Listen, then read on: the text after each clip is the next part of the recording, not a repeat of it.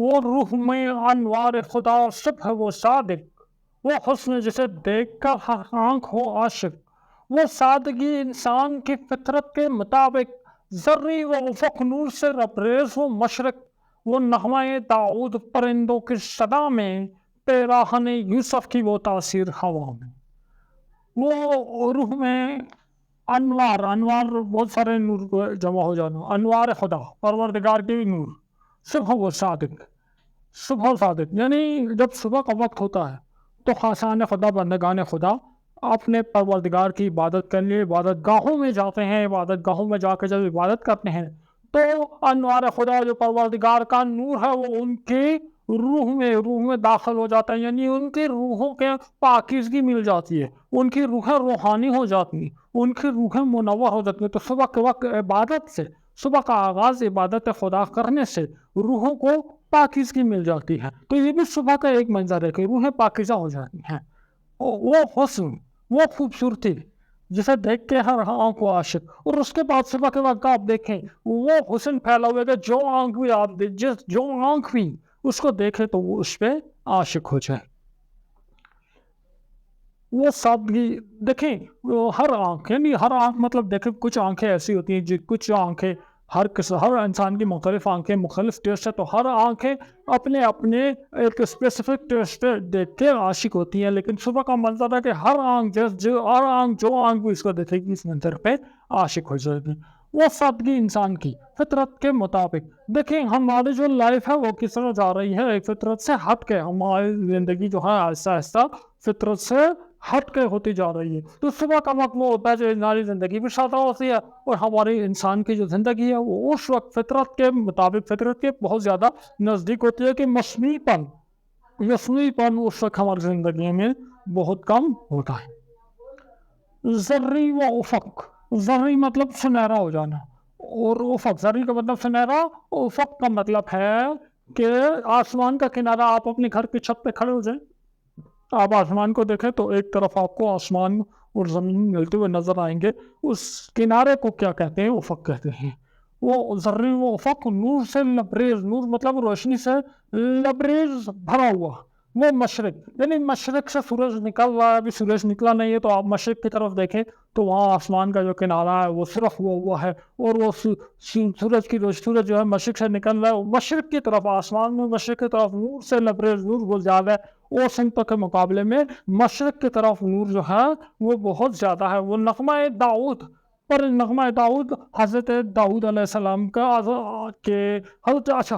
داؤد علیہ السلام زبور کی تلاوت کرتے تھے تو بہت ہی اچھی آواز میں تلاوت کرتے تھے، تو کہہ رہے ہیں نغمہ داؤد۔ اب یہاں پہ بھی حضرت داؤد علیہ السلام کی آواز میں تلاوت ہو رہی ہے، کیا ہو رہی ہے؟ اللہ کا ذکر ہو رہا ہے پرندوں کی صدا میں، تو پرندے جو ہیں وہ بھی اللہ تعالیٰ کا ذکر کر رہے ہیں۔ تو یوں لگ رہا ہے کہ دوبارہ سے نغمہ داؤد جو ہے، حضرت داؤد کا نغمہ جو ہے اس دنیا میں، حضرت داؤد جو ہے اپنی خوبصورت آواز میں اللہ کا ذکر کر رہے ہیں، تو ایسا منظر ہوتا ہے۔ پیراہن یوسف، پیران کہتے ہیں قمیص کو، پیراہن یوسف علیہ السلام۔ اب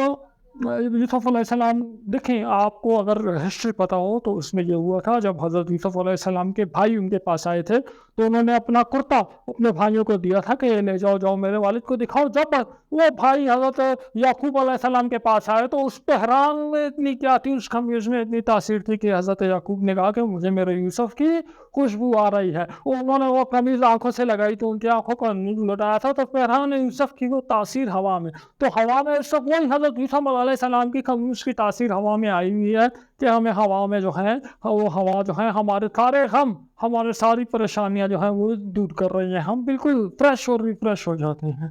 تو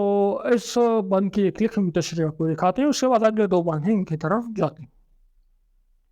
وہ روح میں انوار خدا صبح وہ صادق، وہ حسن جسے دیکھ کے ہر آنکھ ہو عاشق، وہ سادگی انسان کی فطرت کے مطابق، ذری و افق نور سے لبریز وہ مشرق، وہ نغمہ داؤد پرندوں کی صدا میں، پیراہن یوسف کی وہ تاثیر ہوا میں۔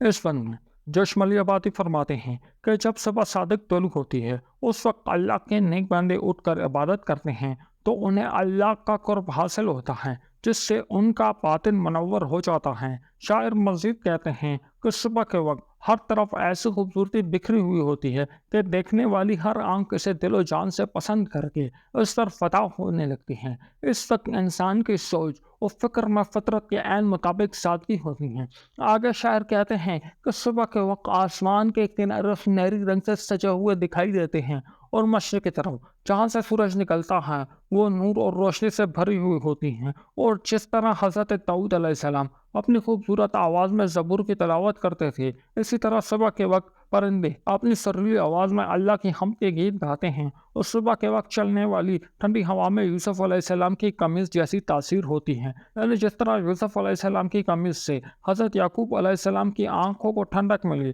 اسی طرح صبح کے وقت چلنے والی سرد ہوا نگاہوں کو ٹھنڈک اور تازگی عطا کرتی ہے۔ وہ برگ گل تازہ و شبنم کی لطافت، ایک حسن سے وہ خندہ سامان حقیقت، وہ جلنے آسنام وہ بتخانہ کی زینت، زاہد کا وہ منظر وہ برہمن کی صباحت، ناقوس کے سینے سے ستائے وہ فغاں کی، وہ حمد میں ڈوبی ہوئی آواز عزا کی۔ اب اس بند میں صبح کے وقت مختلف مذاہب مسلمانوں اور ہندوؤں کی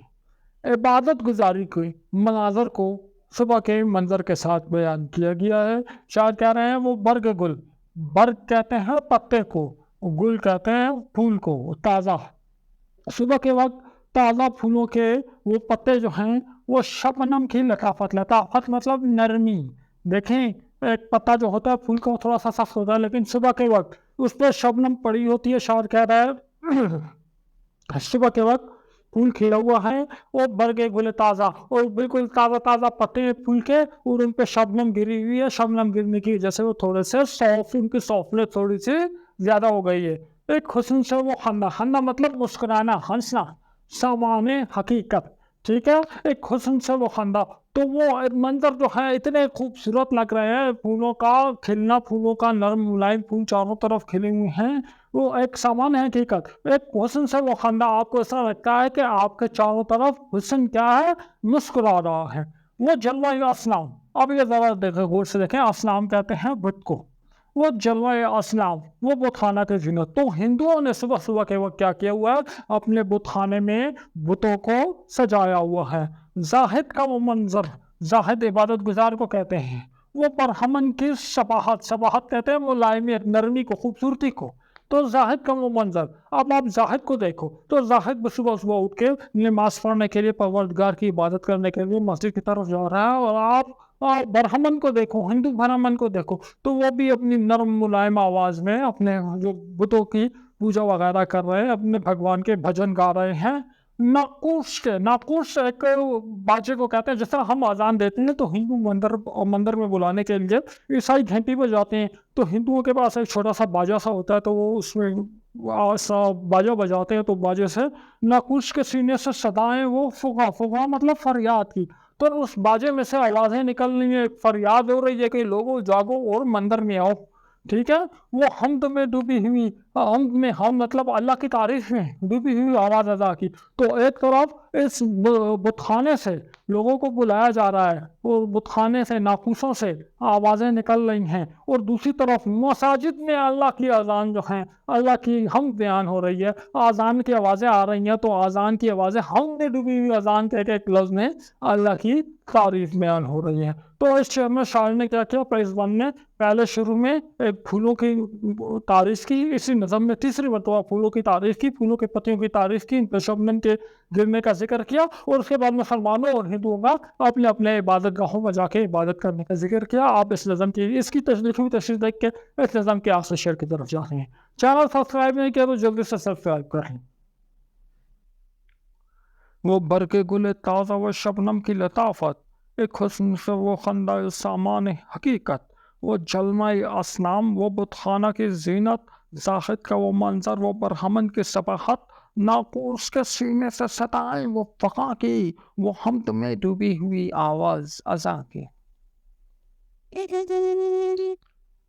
نظم کے اس بند میں جوش ملی آبادی فرماتے ہیں کہ صبح کے دلکش مناظر میں ایک خوبصورت منظر یہ بھی ہے کہ صبح کے وقت پھولوں کی پتیاں بالکل تر و تازہ ہوتی ہیں، اور ان پھولوں پر پڑے ہوئے اوس کے نرم و لطیف قطرے ان پھولوں کے حسن اور دلکشی میں مزید اضافہ کر رہے ہوتے ہیں، اور اس بے مثال حسن کو دیکھ کر عالم کیفیت کی ہر چیز خوش ہو کر مسکرا رہی ہوتی ہے۔ شاعر مزید کہتے ہیں کہ صبح کے وقت بت خانے میں ہندو لوگ بتوں کو ایک خاص طریقے سے سجا کر ان کی پوجا میں مصروف ہوتے ہیں، جس سے وہ بت خانہ بہت خوبصورت لگ رہا ہوتا ہے، جبکہ مسلمان عبادت گزار لوگ مسجد میں عبادت میں مصروف ہوتے ہیں، اور برہمن لوگ بتوں کی پوجا میں مشغول ہو کر بڑے نرم اور ملاحم لہجے میں بھگوان سے دعائیں مانگ رہے ہوتے ہیں۔ اس وقت ہندو مذہب کے ماننے والے نرسنگا اور ناقوس بجا بجا کر بڑے دردناک انداز میں لوگوں کو مندر کی طرف بلاتے ہیں، اور مساجد میں مسلمان اللہ کی حمد و ثنا پر مبنی آذان دے کر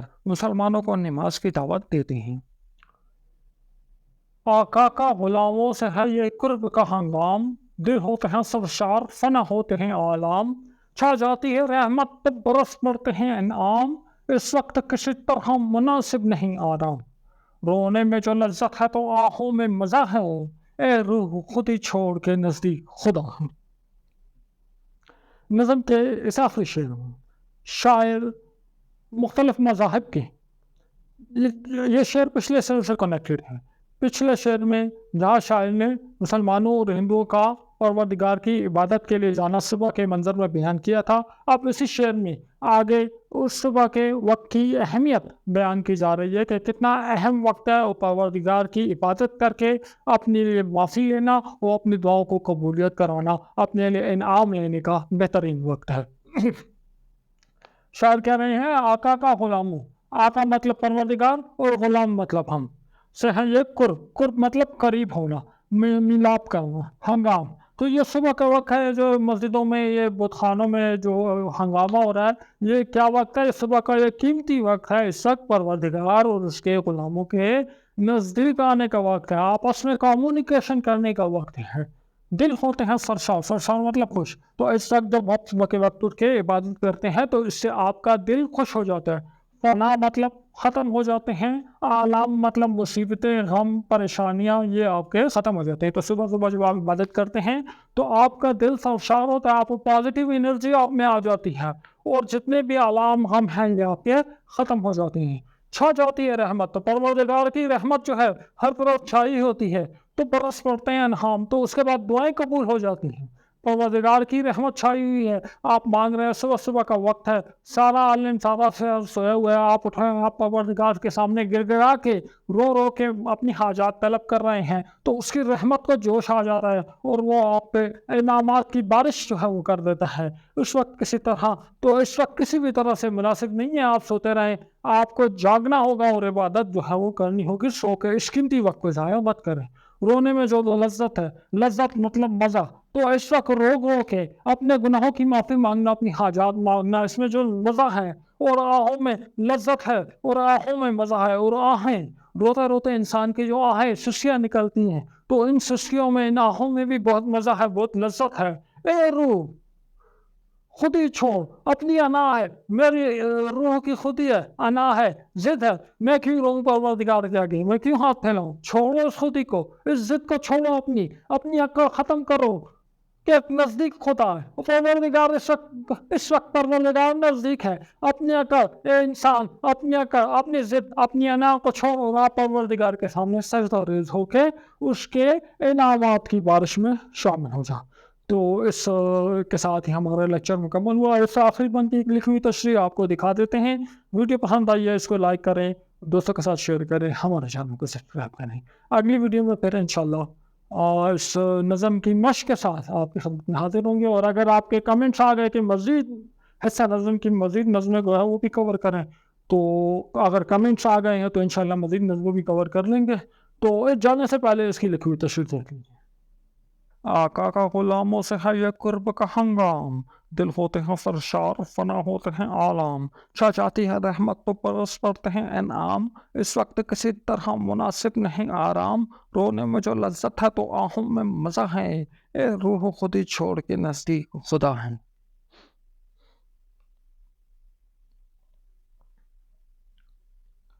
نظم کے آخری بند میں جو شمالی آبادی فرماتے ہیں کہ صبح کا مبارک وقت آقا اور غلاموں کی قربت کا وقت ہوتا ہے، کہ لوگ اپنے اپنے مذہب اور عقیدے کے مطابق اللہ کی عبادت کرتے ہیں اور اس کی حمد و ثنا بیان کرتے ہیں تو اس کی برکت سے اس کے دل مطمئن اور خوشی کے جذبات سے لبریز ہو جاتے ہیں، ایک سکون کی کیفیت پیدا ہوتی ہے اور دل کے سارے دکھ درد ختم ہو جاتے ہیں۔